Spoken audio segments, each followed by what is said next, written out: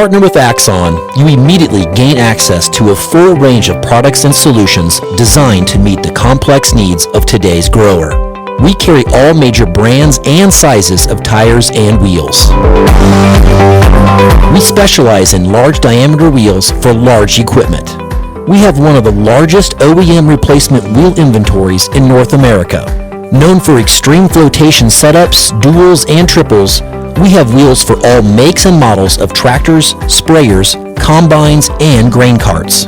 If we don't have the wheel in stock, we'll custom build, sandblast, and paint in-house.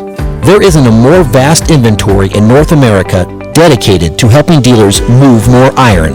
With facilities on the West Coast and in the heart of the Midwest, leverage our 230,000 square feet of indoor inventory to solve any problem a grower may have. Move more iron with Axon.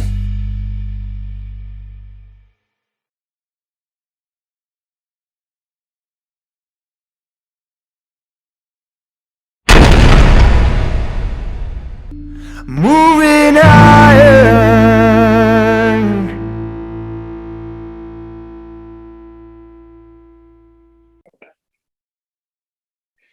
Hello and welcome to Moving Iron Podcast number 352. This week I have got Brock Saewert. I'm sorry if I butchered your name there, but is that pretty close to right? Yeah, close enough. Saewert. There we go.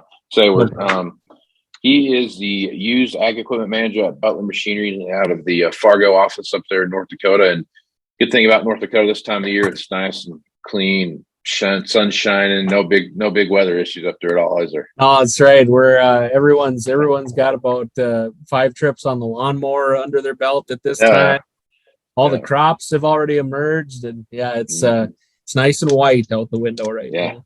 White sand beaches of Fargo, North Dakota, right? Yeah, that's right. That's right. You're about like everybody else so far this year that's been in the up in the upper plains and over on the west side. You've just gotten hammered with snow and cold and everything else. So what's the weather been like up there, and what's the I guess where are you at right now when you start looking at planning dates and those kind of things? Yeah, it's guys are starting to get a little nervous. I mean, especially up in North Dakota. I mean, we go down into Nebraska and South Dakota with some of our locations at Butler. But I think, I mean, correct me if I'm wrong, Casey. I don't know if Nebraska's really turned much wheels yet either. No. At this point. So yeah, everyone's kind of holding. Up here by Fargo, we got 3.5, 4 foot of snow that's still on the ground. We just got another 8 to 10 inches here over the last 2 days. This should be the last of it, I think, for North Dakota. It looks like. I mean, they're talking next week mid 40s to maybe even touch 50.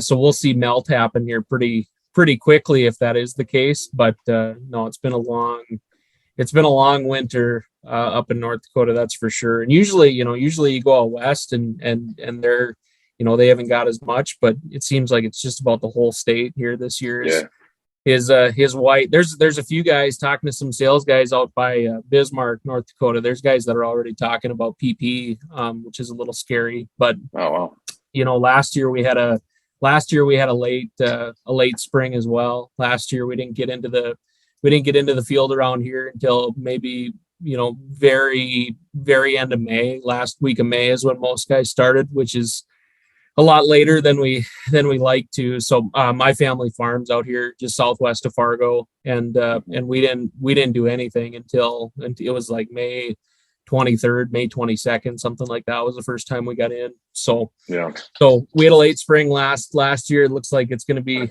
that way again this year. The nice part is, I think a lot of the snow came early enough where there isn't much frost underneath everything that'll need to burn off or push out. So when the snow melts, it should go, well, theoretically, it should go down into the ground versus dealing with flooding like we do some years. But, we shouldn't have to wait for the frost to come out, which would be nice.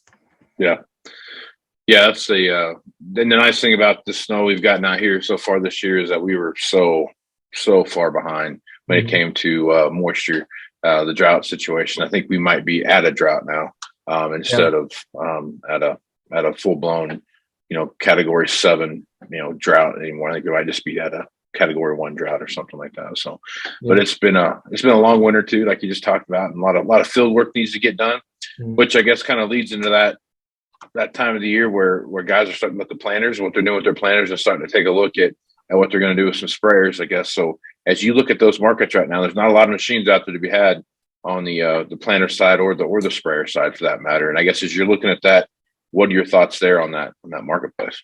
Yeah, I mean, we had a pretty strong pre-sale bank coming into 2023 on the new side. I mean, we sold a lot of sprayers.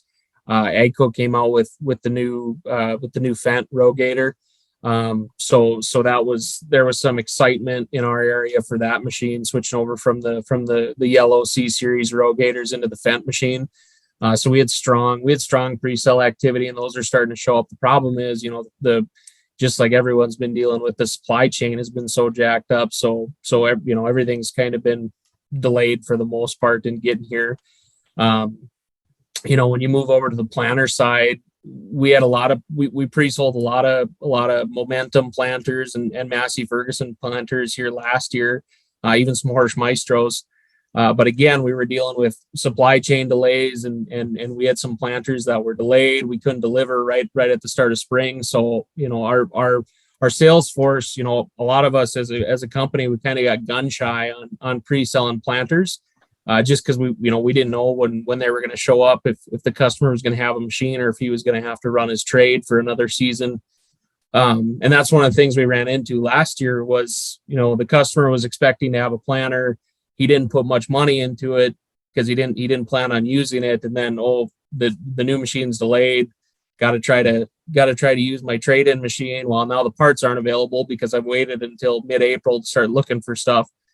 So planters have been soft for us this year, is what I'm getting to. I mean, we pre-sold a handful of them between the 3 manufacturers, but not as strong as we would have liked to see. On the used side as well, it's been pretty slow. I mean, I probably have a dozen or so planters in inventory that we just haven't been able to move. For whatever reason. It's just everything's been soft. Everything's been getting softer, I should say. We always seem to have application equipment sitting around, but typically we don't have too many planters. Where this year kind of feels like we have a glut going into planting season. So, yeah, I think there's as I look at the planter market right now, I guess I'd like your opinion on this. Something I've been thinking about for a little while when I look at planters is that this is really the first time last couple of years where every manufacturer now has an option to do some sort of an upgrade kit, whatever you want to call them, on a planter. And I guess, I take a look at planter market right now, and there's not that many planters out there to be had. I'm starting to think maybe that 2 years down the road or something like that, there could be an issue pop up with planters, just for the fact of, you start talking to some of these guys and they've got a planter that you can still upgrade to, you can still upgrade it to a high speed planter or something like that. As you start looking at that, if you don't have what I'm looking for, I don't have to trade my planter in to get the latest technology. I can just go, upgrade it, put the different row units on it. Yeah. Which is your customer? Are you guys having some conversations like that? Are people coming in saying, "Hey, I'm ready to do some precision stuff or whatever it is that's available"? Is that some of that stuff popping up a little bit? We haven't quoted out like any of those retro kits up to this point, just because everything's been so tight. Even getting equipment from Precision Planting has been tight. So to my knowledge, we haven't been quoting any retrofit kits. I know some of the deer dealers in the area are doing a lot of that because they can't get a new planter. They haven't been able to get a new planter. So they're quoting their retro, their retro Exacta-Merge or whatever they're calling it. And I've seen quotes on some of those updates. And it's pretty attractive when you compare it to you're going to buy you're looking at, we're on 22-inch rows. So you're going to buy a new DB66, or you can retro your current, DB44 to a speed planter, a third of the cost of what a new DB66 is going to be. I mean, all you're really doing there's, to my understanding, you're just stripping it down to bar, wheels, and tanks really at that point, and putting everything else new on. That's a pretty attractive option in my opinion. So yeah. So Yeah, I don't know how many customers have been going that way, but we've heard chatter quite a bit about it. So yeah. And I just think that's with because really, if you go out and look at the planter market right now, I need to go pull it back up and look at my data all over again. But there's not. If you go look at $200,000 plus planters, I bet there's not 1,000 planters out there on the marketplace. I bet there's not 500 planters out there on the marketplace. Yeah. The majority of those planters that are out there are like $150,000 and less planters. That's the overwhelming majority of them. So if you have one of those 2014 through 18 model planters, more than likely you're not really gaining anything if you like this. I mean, it's like 6 one half dozen another. I mean, you go and get the plan that's already put together, and you start looking at the row unit thing. And I think just for some, it's just what's available at the time is going to start making a big play in how they make those decisions. And I think that there's I think a lot of people that are going to sit back and say it's worth in the off season here for me to upgrade my planter with new row units or whatever it is that they're doing. I think that's going to change the way we do business, I guess. Yeah, we haven't had many high dollar planters roll in that we've had to resell. And the ones that we have, they turn in a couple days. They don't even hit the lot before they're gone. They certainly don't sit for a while. I talked about Horse Maestros a little bit. We had a couple 2430 SW Horse Maestros, 2012, 2013 model year, somewhere in there. And we looked at upgrading those to precision, right? Putting on some V sets and some V drives. It was about, $50,000 or so to do the conversion. So we looked at doing that just because they'd been sitting for 5-6 months or so, but they ended up selling before we ever did anything with them. So we never got to test out that project and see what kind of demand there was for a product like that. But like you're talking, those planters still at the end of the day, they transacted for, it was under 150, both of them. So it's just, they're low dollar items. And a lot of cases, guys are buying it for a backup machine, or we get tight on time and he has to run 2 instead of running 1, or run 3 instead of running 2, so. Right. Yep. And that's, especially in your area, getting tight on time is something you guys are kind of used to, isn't it? Yeah, most springs kind of come down to the wire. You start flirting with your crop insurance dates when you get these late springs. So when it's go time, it's go time. And that's why we see guys buying these backup planters, right? Even if they're not going to run them, it's peace of mind if they got something that's sitting in the back of the Quans that they can pull out and put seed in the ground if something happens to the primary bar. So yeah, absolutely. So let's jump over to talk about sprayers a little bit. Sprayers the same way. They're probably even worse than what planters are. You start looking out there, there's like 1,800 sprayers available in the marketplace. You start going down doing the same math on them. I guess as you're looking at the sprayer market, what are your similar thoughts there as you look into that area? We see a lot of guys talking combos now moving forward. I mean, retailers and growers, they're going from having a rogator and a terrogator.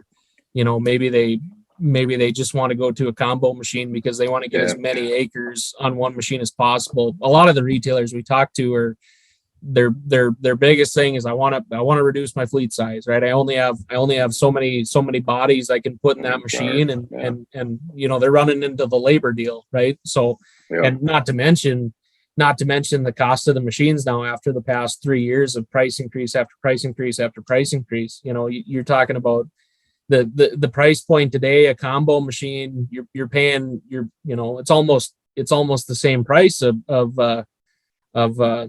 buying those 2 machines just on its own. So I think that's where customers are looking at that. So we've been talking a lot about combos, and I think it's helped. Like I said, talked about the new Fendt Rogator.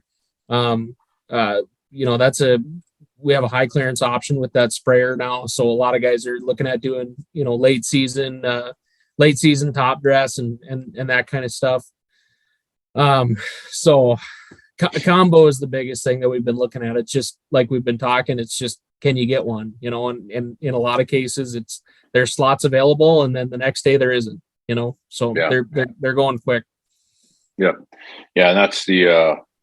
I think that's the one thing out there right now where I don't know that any manufacturer can, all of them put together, can produce enough sprayers that will ever wreck the market ever again. There's just not enough out there to really see any kind of a big issue out there. But one thing out there right now that is, I think, I feel like it's going to be a big problem.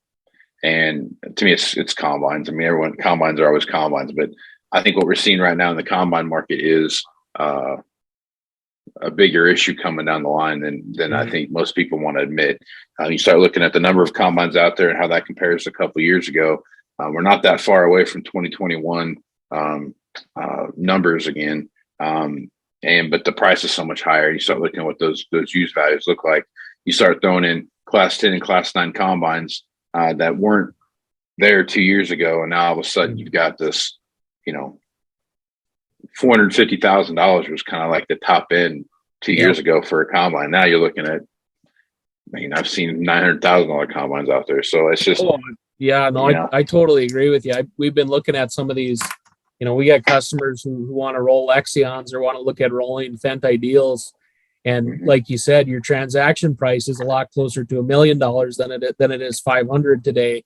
So you look at a 1 year roll with a customer, and it's like, well, it's hard to stomach, you know, putting $600,000, $700,000 hard into a trade after 1 year, but you don't know what to do, right? Because the new machine is, like I said, you're flirting with $1 million, and in order to make the deal work, I mean, you got to be somewhat aggressive, and you at the end of the day, you just hope, well, if someone's paying $900 for a new one, I sure hope that they'd be willing to pay $750 for one with one season on it, you know?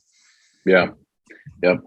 And the other thing that scares me about this too, is more than anything, is that some of these used machines, their competition is a brand new one. You know, it might be a Class 8 or Class 9, but it's still a brand new combine that you're playing up against there. And obviously, if you're someone looking at a big Class 10 combine or something like that, you're obviously not looking at a Class 8 combine, and I get that. But some of these days are going to be like, man, I'd like to get this, but I might as well just get the new one over here, which kind of flips that back around when you start looking at allocations and all those other things that come into play. Where do you take those new ones? You got to take them to the customers that are your historical new guys, and then you start looking at those other things and flipping around. It's a weird market, especially with, like you're talking about, the planter side of it. So many of these machines showed up late fall instead of early spring, early fall. You know, they only got half a season, a quarter season, something like that in there. And a lot of these machines are coming back to the marketplace with 50 hours on them, 100 hours on them. You know, I saw one the other day I saw 6 machines that had less than 10 hours on them that were being advertised. I mean, so stuff like that where you're like, what are we? It's just an odd marketplace. You know, I mean, there's so many things that come into play there. The timing gap has been so prolonged to get one season of use on a machine, because you're talking about pre-selling it. Okay, I pre-sold it. Now it's going to take 12 to 15 months to show up. So you locked your price in back here. The customer gets it. He runs it for a season, looks at trading, 9-10 months later before we get into the following season. So you got one season of use, but in some cases, over 2 years of time has passed when you locked in that machine, when you're looking at trading it. So there's been a lot of these transactions that we've done, going back 2 years ago, that are finally delivering. You look at, okay, I want to roll this deal. I mean, you're giving the customer $30,000 more than what he paid for the machine when he was able to lock price 24 months ago. And that works out great for the customer, and it works out great for us too, as long as we can, as long as the market holds. But I think that's kind of where we're getting to a point where we've booked these deals, or we've locked in these trades, and now you look at this number and the trade value got hard into this machine when it comes in, and that's where I start to get a little squeamish, at least looking at some of these machines that we've agreed to trade 12 months ago, and now the market's in a different place, right? And we try to we try to do our best to guess or figure out where educated guess, of course, where that market's going to land. But I mean, you only fight know we so fight every much. year, right? At the end of the day, there's still a 5 to 10% dart throw in there, so right. Yeah. But it's the same thing. I've been doing this now for whatever, how long I've been doing this. I can't even remember now. So 15 years, 16 years now I've been doing this. It's the same thing. You're always trying to guess what the market's going to be like in 9 months or 12 months, and sometimes it works out great. Other times it doesn't, and you kind of got to figure it out. But I think this time it's just so many factors came into play that were front loaded factors that no matter how much you planned for it, no matter how much you tried to guess the future, you just weren't going to do it right, because price increases and availability and all these other things that kind of play. It was hard. I mean, it's just flat out hard to figure that out. And it's just an odd situation that is going to be, is what it is at this point, I guess. I think I catch myself talking to my team. I think I say it at least once a day. Well, if corn's 650, we won't have any issues, well, who knows when that's gonna, who knows when that, that number's good as long as corn's here and beans are here. Right. But right. Exactly. If that changes, then we're in a little bit of trouble. So yeah, no, I think, I do the same thing too. There's always a if then but statement, in there somewhere. So yeah. Row crop tractors, I think, is another deal out there. As you take a look what's going on with those. I mean, row crop tractors are all over the place, man. You've seen, they're all up there, north of 400,000 pretty consistently when you're looking at some of the stuff. But again, it kind of goes into the same thing we talked about here, where we're trying to put guessing these numbers same way on these machines with combines. I mean, you're still trying to guess out a year out to what you think these are going to be worth. And fortunately, tractors are typically an easier thing to move around. But again, you're starting to run into where these prices and interest rates start to play into that. You got some issues that you got to take care of for sure. I agree. Tractors are pretty easy for the most part, but you still get into situations where, like we're talking about, if you're looking at 12 months out, what's it going to be? Okay, well, let's throw it in iron guides. Let's throw it in sand hills. Let's go look at comparables. And there's a lot of times where you get your three different data points. Maybe you look at historical sales or historical numbers. You got 4 or 5 different numbers you're looking at.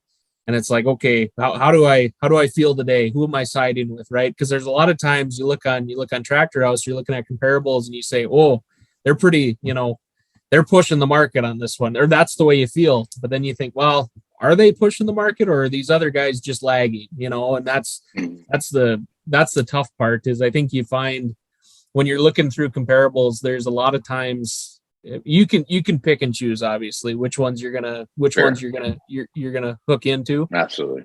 But you seem to always be able to find one number that'll back up your thoughts, whatever it is, right? But you can always find that one out there. That's right. Makes it all work, right? This is my justification for that. Okay, what other do you have? That's it. This one is my only justification. That's the one, buddy. Out there. Yeah. Yeah, no, I know exactly what you mean on that one. There's plenty of times where I've looked at machines out there going like, oh yeah, this works. This works, totally works. Mm-hmm. And then you start looking around like, oh, maybe it doesn't work as well as I think it do, but I'm gonna make this one work for sure. So you talk yourself into trouble there sometimes. For sure. All right. So as you're looking out at the rest of 23 here, we're going into planting season. Typically by now we kind of start seeing a little bit of a lull in buying patterns and, still see some stuff kicking around. But as you kind of get into this plant season and you roll right into all the other stuff that's going on, top dressing, those kind of things. As you look at the rest of 23, what are your thoughts? And I guess what are your customers' temperature right now? You start talking about how they're feeling about things and interest rates and all the stuff that come into play in there. Yeah, it always starts to feel better when guys start getting crop in the ground. I mean, when we're looking at like I said, you look out the window and there's still 4 foot of snow. There's really no one talking about buying anything right now. And Right. I think cost of funds is somewhat coming down a little bit. We've kind of felt that a little bit. So we're not this constant, it seemed like, 25, 30, 40 basis points every quarter. It was just constant increase. Right. And now we're kind of feels like we might be hitting a plateau, which is nice. That'll help a little bit.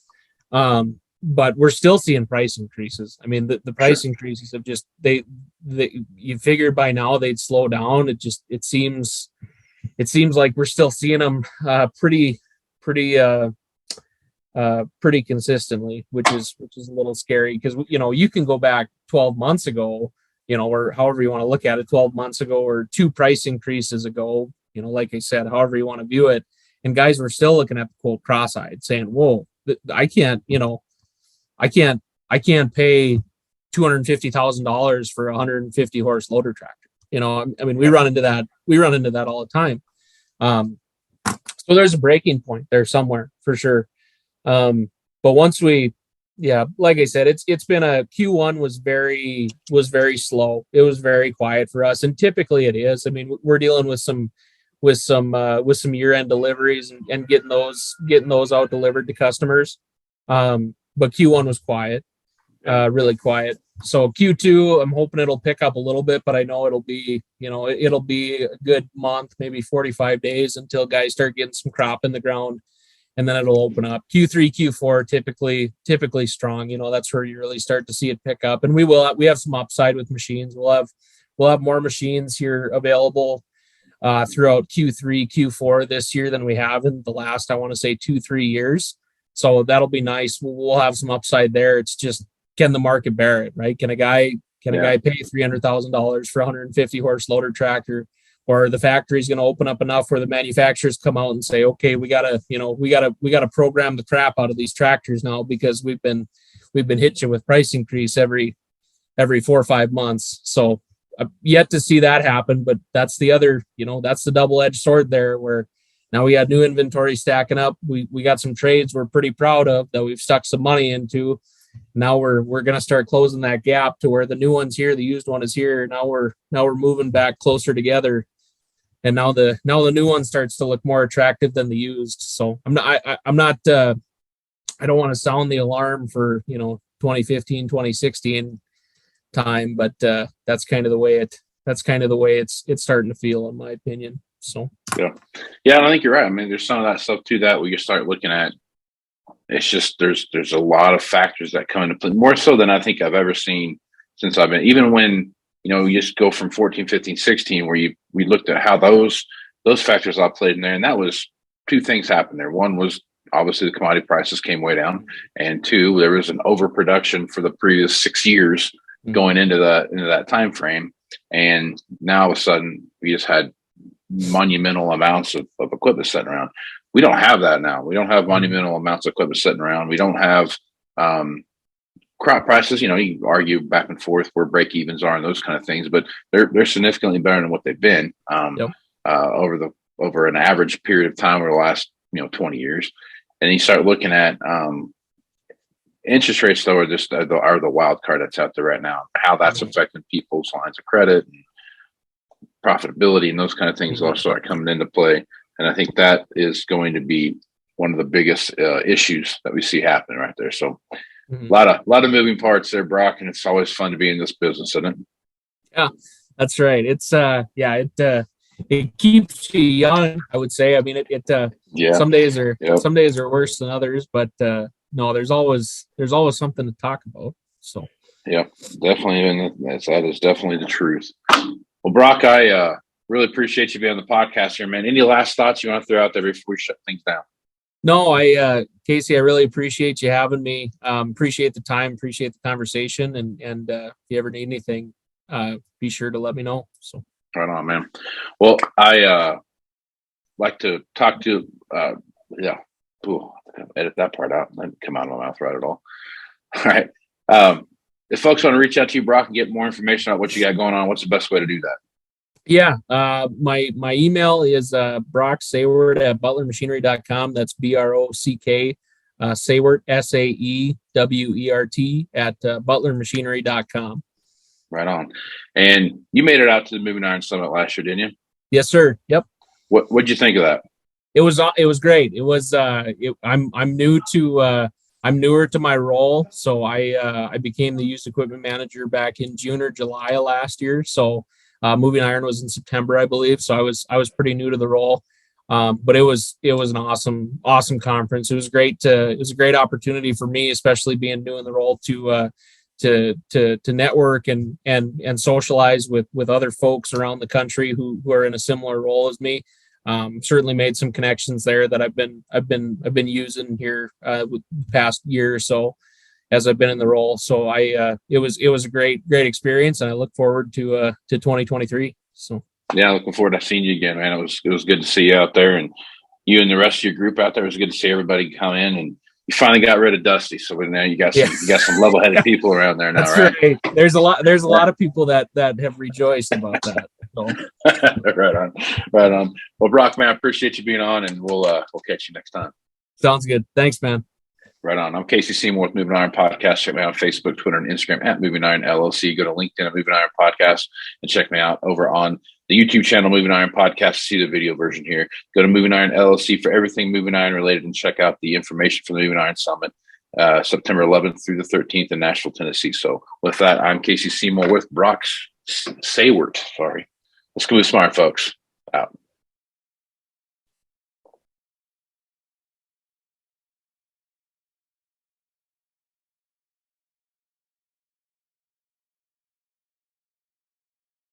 Moving iron in the 21st century.